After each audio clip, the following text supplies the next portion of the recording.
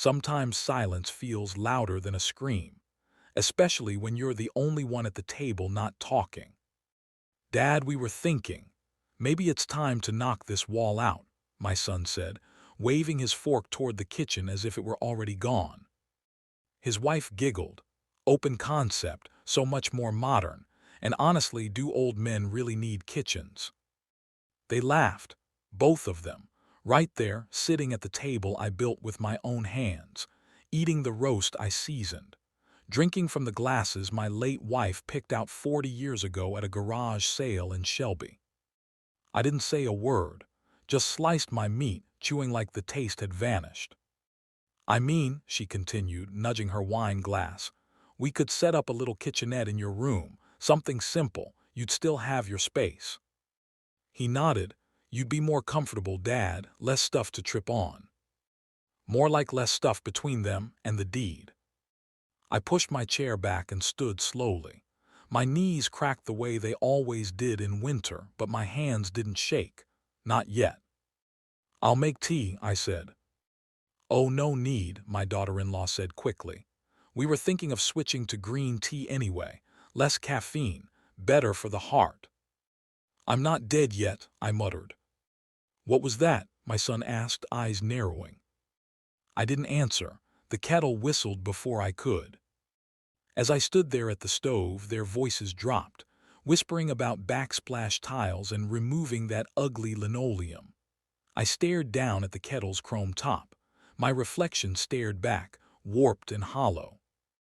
I used to be a man people asked for advice. Men from the church would pull me aside to ask about livestock, welding, roofing, grief.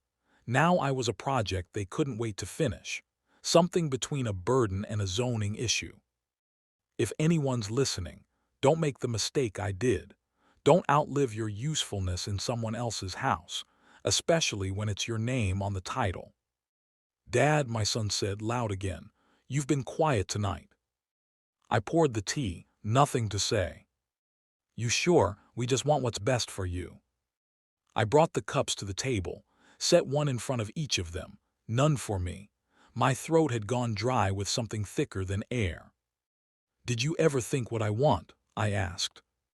They exchanged a look, the kind you see when animals decide which way the wind is shifting. We're just trying to help, she said, her voice sugar-coated in fake concern. You know, at your age. I built this house, I said softly, hammered every damn beam, laid every tile you want to rip out.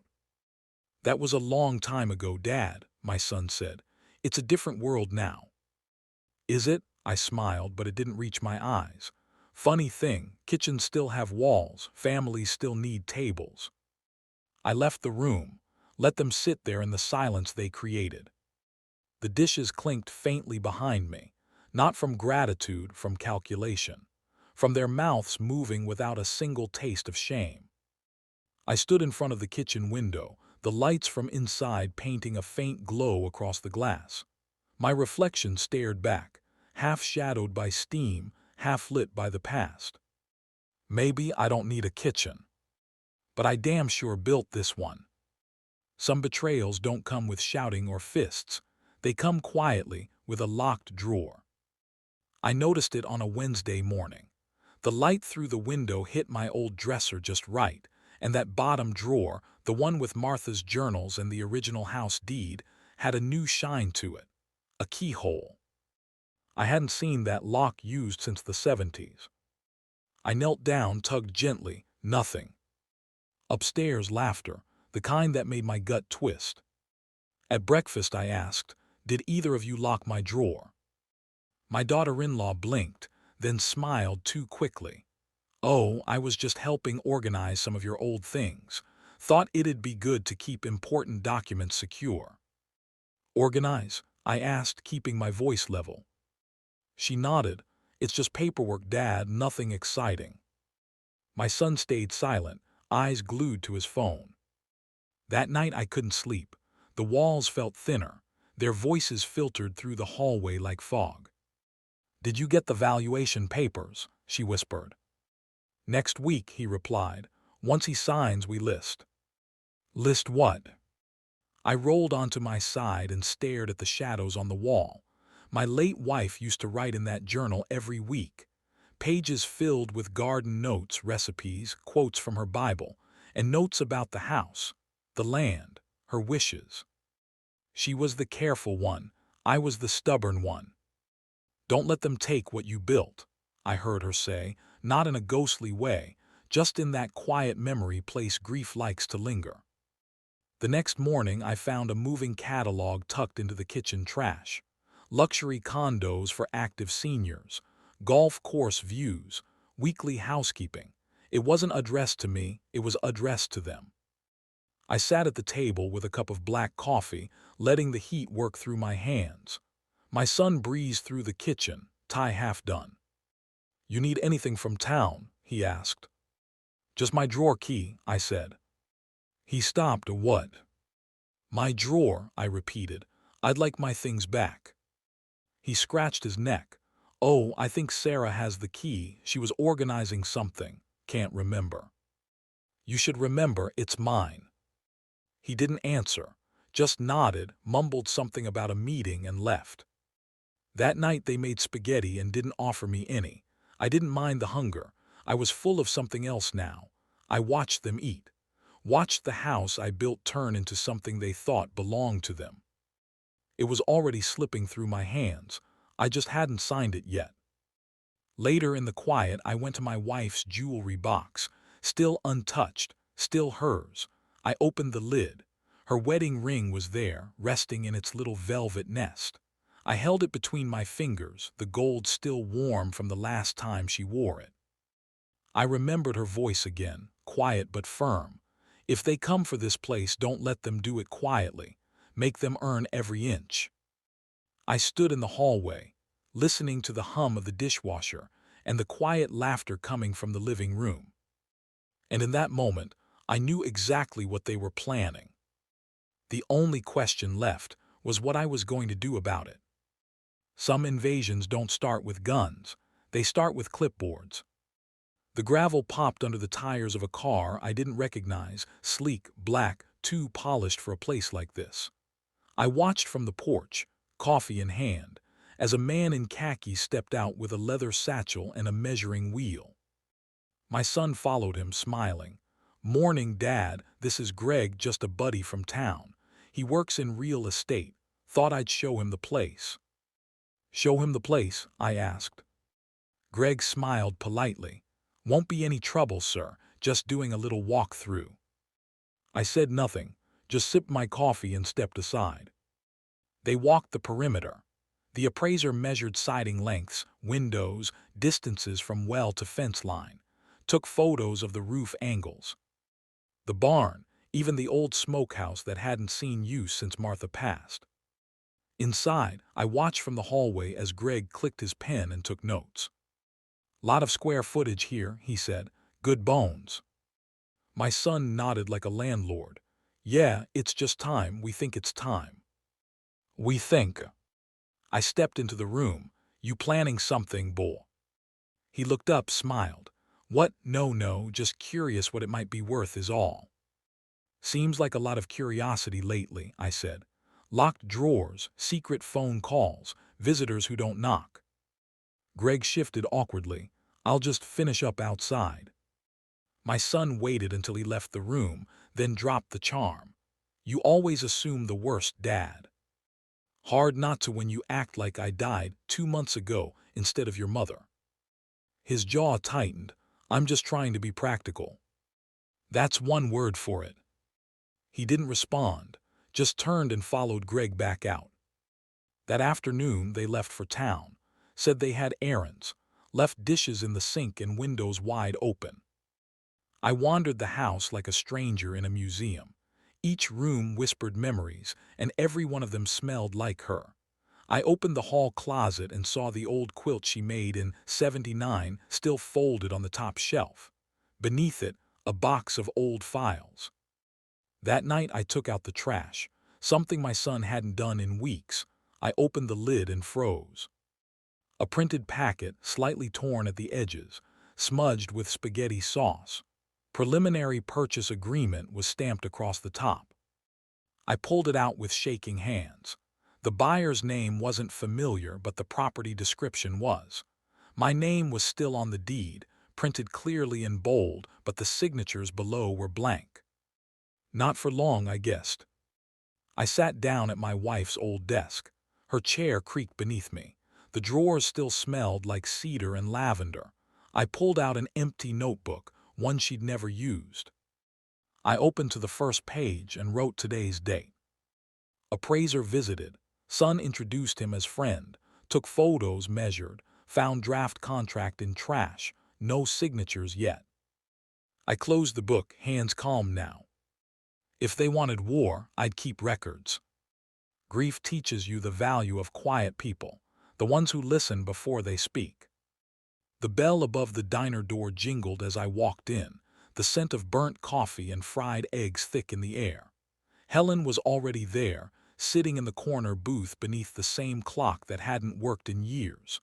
Her hair was grayer now, but her eyes, still sharp as nails. "Stephen Mills," she said softly, standing to hug me. "Been a long time." "Too long," I said, sliding into the booth. "You knew Martha better than anyone." She smiled at the name, but it faded quick. "I did. She was a fighter. You've got that look now, like you're gearing up for something." I stirred my coffee. It tasted like rust. "They've locked my drawers, brought in an appraiser. I found a draft sale contract in the trash." Helen leaned forward. "Your son." I nodded.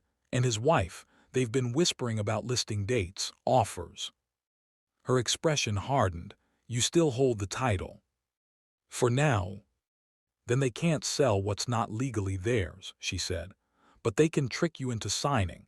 That's how most families lose their homes." I looked at the ring on my finger, the one I still wore even though she'd been gone 2 years. "They think I don't notice." "That's good," Helen said. "Keep it that way." I raised an eyebrow. "You're telling me to play dumb." "I'm telling you to be smart. They'll show you papers, say they're for tax filings or insurance. You nod, you sign, and by morning you're a tenant in your own house." She leaned back, sipping her coffee like she'd seen this story too many times. "I don't know how to stop them," I admitted. She gave me a small smile. "By letting them show you who they really are." She reached into her bag and pulled out a yellow notepad. "Write down everything. Dates, times, words they use. Don't confront record. You ever use a voice recorder?" "Back when phones had cords," I said. Helen chuckled. "This one's simpler." She slid a small black device across the table. "Press this once to start, once to stop. Keep it on you when they talk about money or property." I turned it over in my hand. "Feels strange." "So does losing your home," she said. For a while we just sat there. The diner buzzed around us, forks clinking, a jukebox humming low, a trucker laughing at the counter. But between us there was only quiet understanding. She reached across the table and rested a hand on mine. "Martha used to talk about you," she said. "Said you never let anyone take what you built." "She was wrong about plenty," I said. Helen shook her head. "Not about that." I took a deep breath. "What happens if they catch on?" "Then you already have what you need," she said. "Proof." When I stood to leave, she stopped me with one final whisper. "Let them talk first." Outside, the wind carried the smell of rain and diesel. I looked at the recorder in my hand, small, weightless, but somehow heavy with purpose. For the first time in months, I didn't feel helpless. Hope had returned, quiet but alive. A knife cuts cleaner when it's wrapped in kindness. They set the table with my wife's china, white with faded blue rims. Sarah must have found it in the old hutch, probably thought it'd make the night feel warmer, more sentimental. The irony almost made me laugh. "Roast beef," my son announced proudly as he brought the tray in. "Just like Mom used to make." I didn't bother pointing out that Martha never used thyme, but I nodded. "Smells like home." Sarah lit candles. Red wine was already breathing on the counter. Soft music played in the background, one of those pre-made dinner playlists. Their performance was polished. too polished. "We wanted tonight to be special," she said, sitting across from me. "It's been a while since we had a real family dinner." I kept my hands folded in my lap, the recorder tucked beneath my sleeve, just like Helen taught me. I'd hit the button as soon as I walked in. It was on now, every word etched into memory. "Well," I said, "I'm glad to be here. Nice to know I'm still invited." My son laughed a little too loud. "Come on, Dad, you're the heart of this house." "That house, not your house." We passed dishes, made small talk about weather, the church's busted roof, how the neighbors' cows had gotten loose again. Then Sarah brought it up casually like it was an afterthought. "By the way, there's a small stack of documents we'd love for you to glance at. Just housekeeping stuff. Taxes, mostly." "Oh," I said. She nodded. "You know how messy it gets. Some forms are just better with your signature already in place." "You'd still have your own space," my son added quickly. "The north wing would be untouched. We'd keep your room just like it is." "My room?" I asked. "Your corner of the house," he said. "We were thinking of opening things up a bit. Maybe converting the kitchen, updating the floors." Sarah placed her hand on his. "It's not about pushing you out, Stephen. It's about future planning. And hey, this could help everyone." "Right," he added. "We'd handle the hard stuff. You just enjoy the time you've got." I looked at the wine glass in my hand. The red caught the candlelight like blood. "How thoughtful," I said, keeping my voice calm. "Always said you had a head for business." My son smiled. "We just want what's best for everyone." Sarah stood and walked to the hallway, returning with a manila folder. "Just a few signatures," she said sweetly, laying it next to my plate. "We've already filled out the rest." I didn't touch it. Instead, I smiled and slid the folder gently back toward her. "You first," I said. They froze just for a second. My son chuckled awkwardly. "What do you mean?" "If it's just a formality, no harm in you signing first, right?" Sarah blinked. "It doesn't really work that way, Stephen." I leaned back in my chair and folded my arms. "Then maybe I need to read it slower." The silence was thick, the kind that makes silverware feel heavy. They didn't press again, not that night. But the recorder kept rolling. Their voices, their offers, their plans. My insurance. "The walls in this place are old. They remember things. They carry sound like secrets passed down a bloodline." I was lying in bed, staring at the ceiling fan blades when I heard her voice slice through the kitchen. "I want him gone before the new year," Sarah hissed. My breath caught. "I know," my son muttered, barely audible. "But we have to be careful. He's not stupid." She scoffed. "Then why hasn't he signed yet? What's he waiting for?" A pause. "He'll sign," he said, "soon enough." The heater kicked on. Pipes moaned low in the walls, but I couldn't hear anything over the rush of blood behind my ears. Gone before the new year. They'd wrapped it in dinners and fake smiles, but here it was. The real plan, naked and cold. I slipped from bed, moved quietly across the floor, and opened the hall closet. Their folder was still tucked on the top shelf. They must have thought I'd never bother to look. I carried it into my room and sat on the edge of the bed, my hands steadier than I expected. I flipped through each page slowly, scanning every line like it might be poison. And it was. It wasn't a tax form, was simplifying ownership. It was a full transfer of everything, the house, the land, even the mineral rights buried under the north pasture. In the margin of the original deed, I saw her handwriting, the blue ink faded but familiar. She, written it 30 years ago during the refinancing. A small note in all capital letters. Never sell. I ran my finger over those 2 words until I couldn't feel the paper anymore. She knew, even back then, she knew someone might try to take what we built. She wanted that warning to outlive her. I tucked the documents under my arm, grabbed my coat, and stepped into the cold. The gravel crunched under my boots like bones. I unlocked the truck, slid the folder onto the passenger seat, and locked the door behind me. Then I drove. No radio, no headlights on the back roads, just the whine of wind against the window and the rising weight of what they'd tried to do. By the time the sky began to gray, I was already parked outside Helen's office. The closed sign still hung in the window, but the light was on. She always was an early riser. I knocked once.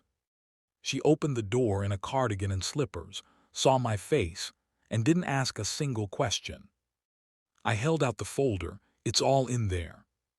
She took it gently, flipping through a few pages before meeting my eyes. They did it, I said. They wrote me out of my own life. Helen smiled, not with pity but with pride. Then let's write you back in. She stepped aside, holding the door open. Ready to fight back? She asked. I walked in without a word. I didn't need to say yes. Revenge doesn't always come with fire. Sometimes it's just paperwork and silence. I kept my head down for weeks, nodded when they spoke, smiled when Sarah explained investment portfolios I never asked about. I ate their dry pot roast and listened to my son explain how families should evolve. Inside, I was carving space into every hour carefully, methodically. I made it look like I'd given up. That was the trick. Helen moved fast, quietly. She had a connection in town, an old real estate broker who owed her more than a favor. And I had something they didn't: clean title, full ownership, and a signature that still mattered. We listed it under a shell name. No online ads, no lawn signs, just quiet calls to one man. Walter Briggs. My son hated Walter, said he was a leech from the old guard. Walter once tried to buy our North Field back in '95, and my son called him a vulture to his face. Turns out, vultures are patient. Walter still lived a few miles down the road, still rich, still bitter, and still interested. He came by one afternoon while they were out, drove an old Ford, wore a bolo tie, walked the property like he'd already bought it. He turned to me under the big oak near the barn. Still want to sell Mills? I nodded once. Cash offer, full price. You get your pick of closing date. I stared at the house, my house, the one they thought would be theirs. 2 weeks, I said, at night. He smiled. Deal. Helen oversaw everything, clean, airtight, silent. No room for contest. My son still thought the paperwork was being finalized. Still believed he was days away from becoming the master of this place. That night, the final night, they made shrimp pasta and drank wine upstairs. I could hear the clink of glasses, their laughter muffled by the hallway. I didn't say goodbye. I packed 2 boxes, one with clothes, the other with photos, my wife's Bible, and her old garden gloves. I left the rest. On the kitchen counter, I laid the deed transfer confirmation, notarized and stamped. On top of it, I wrote a note. You were right, old men don't need kitchens, but they do need freedom. I stood by the door, hand on the knob, listening to the creak of footsteps upstairs. Their world was still intact for a few more hours. Mine had just begun. I stepped into the cold, shut the door behind me, and turned the lock one final time. Their laughter echoed through the wood. My footsteps faded into the night. Sunrise doesn't always bring light. Sometimes it just exposes what was always broken. The sky was still soft with pink when I parked the truck under the willow tree down the road. Same spot I used to wait in while Martha ran into the store. Back then, I was a patient man. This morning, I was just quiet. I sipped my coffee slow, hands wrapped around the heat. The house sat still, wrapped in shadow, but it wouldn't be quiet for long. At exactly 7:03 a.m., the front door opened. Sarah stepped out first, arms full of trash. She was barefoot, half awake. Her hair twisted in a bun. She didn't see it at first, the sign. Sold. She blinked, tilted her head, stepped closer. Her hand went up to shield her eyes from the rising sun, then she dropped the trash bag. Seconds later, my son followed, stretching in his robe, muttering something about coffee filters. "Babe," she called out, "what is this?" He squinted at the sign. Then he ran to the door. His key didn't fit. I watched his shoulders stiffen. He tried again, jamming it harder this time. Nothing. Then Sarah stepped up, fumbled with hers, cursed under her breath. "He changed the locks," she said. "What the hell?" I rolled the window down, just enough to hear the shouting. "Dad," my son roared. "Dad, you out here?" He pounded the door with both fists. Sarah pulled out her phone, already dialing. I could see the panic climbing her neck like heat. "Call the lawyer," she hissed. "Call now." He did. I saw him pace the porch, heard pieces of his voice, fast, angry. "What do you mean it's legal? What do you mean we can't reverse it?" He sold it. He stopped packing. The phone dropped slightly from his ear. She said, "It's done, everything was signed, witnessed, recorded, the deeds transferred." Sarah stared at him like she'd been slapped. My son looked up and down the street, searching. He didn't see me tucked under the willow's branches. He yelled my name again. This time, there was no warmth in it. Just confusion, anger, maybe even fear. Sarah kicked the porch railing. "This is our house. He can't just. But he could. And I did." Their silhouettes blurred behind the window pane as they pounded fists and phones, rattling doorknobs and demanding explanations from a house that no longer belonged to them. I set my cup in the console and started the engine. The old truck rumbled to life like an exhale I'd been holding for too long. I didn't wave, didn't honk, didn't look back. As the house disappeared in the rearview mirror, I reached for the radio. The gospel station crackled to life, soft and low. Then I turned it off. Let the quiet fill the cab like peace, finally settling in old bones. "Old men don't need kitchens," I whispered. "We need peace. You don't need to raise your voice when the truth's louder than any lie." By the time the second sun rose after the sale, the town knew everything. Small towns are like that. News moves faster than weather. All it took was one neighbor seeing the sold sign, then asking the wrong person at the post office.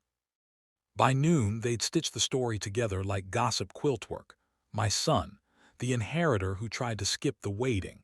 Me, the stubborn old man who sold the rug out from under them. But it wasn't gossip for long.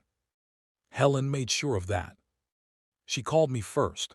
"They're trying to challenge the sale," she said, "but don't worry, I released the audio." I didn't say much, just grunted good. "They offered you wine," she said. "Tried to slide you a fraudulent document while you were grieving. Everyone needs to hear that." By Friday, the front page of the county paper ran the headline: "Elder man outsmarts family fraud, sells home before they could steal it." Below it, a still image from the last church fundraiser, my wife smiling under a string of hanging lights, her hand resting on my shoulder. The photo was old, but it hit like yesterday. I sat on the bench outside Helen's office reading it. People passed by with double takes. Some nodded, some just stared. At the diner that morning, the waitress, the same one who once barely poured my coffee, gave me a fresh cup without asking. "No charge today, Mr. Mills," she said, setting it down gently. For what it's worth, I'd have done the same. I didn't respond, just stirred my sugar in slow circles. My son's name stopped appearing in local advertisements. His construction company, the one I helped him start with the last of my savings, began hemorrhaging clients. One by one, contracts were canceled. Suppliers pulled out. The church removed his name from the next fundraising committee. Sarah stopped showing up at her yoga classes. They said she cried outside the co-op when someone muttered "thief" under their breath. Funny how quickly people remember their manners when the whole story comes out. I didn't say a word, not once, No interviews, no statements. Helen handled everything. She printed out copies of the property filings, highlighted the legal trail, made sure no one could twist it. Then one morning, she met me on the porch with a folded newspaper in her hand. "Thought you should have this," she said, handing it over. I took it without speaking, unfolded the front page again. That same photo, Martha in soft focus, smiling, proud, her face framed by flowers she planted near the church gate. Helen sat beside me. We didn't speak for a while. Then she said, "Your wife would have been proud." I nodded. My fingers traced the edge of the page. She always said roots are more than just what's under the ground. Helen smiled. "Seems like yours held." I didn't cry, not then. I just kept my hand on her picture like it might keep her close a little longer. Some justice doesn't need applause. It just needs to be seen. Grief never leaves. It just learns to sit quietly at the table with you. The roast was nothing special. Potatoes, salt, rosemary, the way Martha used to make them when we couldn't afford anything fancy but still wanted the house to smell like home. I pulled them from the oven and let them rest on the counter while I set the table. Just one plate. The little house was smaller than the one I gave up, but every inch of it belonged to me and to her memory. No voices upstairs scheming. No hidden documents or fake smiles. Just peace and the ticking of the old wall clock I brought with me. I sat down, ate slowly. The knock came near sundown. I opened the door and there he stood, my son. Older somehow. Shoulders slumped, hands shoved into the pockets of a jacket too thin for the weather. "Can I come in?" he asked. I stepped aside. He didn't look me in the eye. He sat where I used to sit, head down, fingers twitching against the table edge. I poured him a cup of tea, the way Martha used to when someone looked lost but didn't know how to say it. "I lost everything," he said after a long silence. I nodded once. "Sometimes that's how you figure out what you had." His voice cracked.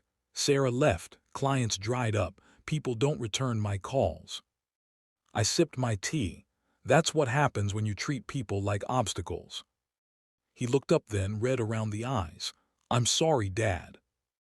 I waited. I thought I could make things better, easier, that if I got the house, the land, we could. "No," I said, firm but not cruel. "You thought you could take what wasn't yours, and you thought I was too tired to stop you." He winced. The room went still again. He swallowed hard. "I don't expect anything, I just needed to say it, to say sorry." I looked at him, really looked. The boy I'd raised was buried under pride and mistakes, but maybe, just maybe, there was still something left worth saving. "I forgive you," I said. He blinked, just like that. "No," I said, voice low, "not for you, for me, so I can stop carrying it around." He nodded slowly, like the weight had finally landed where it belonged. He stood to leave. I didn't walk him to the door. After it shut behind him, I stood in the quiet again, listening to the settling walls. Then I poured a second cup of tea. Set it across from mine. The steam rose gently between them, two ghosts speaking in silence. Through the window, the golden hour light touched the porch, the garden, the gravel drive. I raised my cup just a little. "I kept your promise, love," I whispered. "I never sold out."